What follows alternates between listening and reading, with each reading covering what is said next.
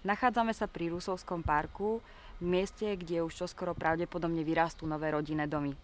Ešte pred pár týždňami tu však bol les. Dnes tu môžete vidieť už len rúbanisko. Investorovi totiž ktosi neznámy nelegálne vyrúbal stromy, ktoré zavadzali plánované výstavbe. Začalo to tesne po komunálnych voľbách na konci novembra 2014. Na nástenke miestneho úradu odvislo výrubové konanie na výrub vyše 200 stromov.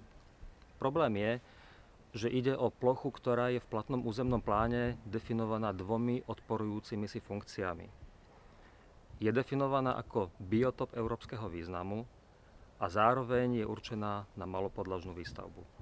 Bohužiaľ, Rusovský úrad sa s týmto rozporom vysporiadal po svojom.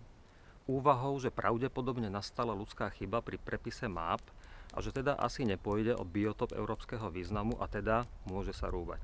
Opieral sa pritom o stanovisko ekológa, ktoré bolo objednané investorom. Náš úrad skrátka usúdil, že toto stanovisko je dôležitejšie ako platný územný plán. Vo svojom rozhodnutí urobil aj ďalšie chyby.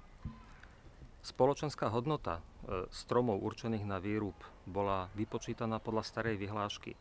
Takže ak by toto rozhodnutie zostalo v platnosti, naša obec by prišla asi o 22 000 eur a mesto o ďalších 13 000 eur. Rozpor v územnom pláne sme ako občianske združenie Natura Rusovce napadli a ako účastníci konania sme sa voči rozhodnutiu odvolali. Bohužiaľ, deň po našom odvolaní sme zistili, že plocha je už vyrúbaná. Keďže rozhodnutie nebolo zďaleka právoplatné, ide o nelegálny výrub. Preto sme podali trestné oznámenie. Dnes je plocha obohnaná policajnou páskou a nám zostáva dúfať, že polícia vyšetrí, kto dal stromy vyrúbať a bude ho stíhať. Škoda spôsobená výrubom presahuje 100 000 eur.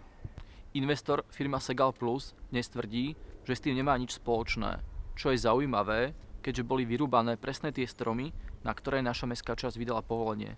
Tých pár stromov, na ktoré povolenie nebolo vydané, ostali stáť, aj keď boli očíslované. Dúfajme, že na budúce Rusovce budú mať väčšie šťastie na investora, ale ešte lepšie by bolo, keby sme prestali tlačiť výstavbu do lužného lesa.